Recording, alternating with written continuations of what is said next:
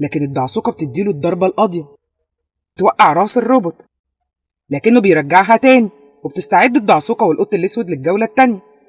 لكن جيمر بيرمي عليهم الصواريخ الهرمية، والدعسوقة والقط الأسود بيتصدوا للصواريخ كلها بالقوة الميدانية، وبيستعد القط الأسود بالسيف القاتل. لكن جيمر بيطير بعيد وبيرمي عليهم قوة الحفار، بيفضلوا يتصدوا للحفار ده لحد لما الروبوت بتاعهم بيقع في الأرض. وبترمي الدعسوقة على روبوت جيمر قنابل الدعسوقة، لكنه بيتصدى للقنابل دي بجدار الليزر.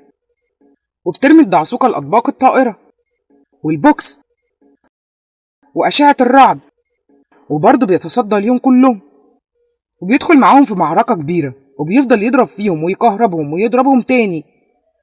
وبيكون القط الأسود كرة ليزر كبيرة جدا وبيضرب بيها جيمر وبيشيله وبيرميه على الأرض وبيتفك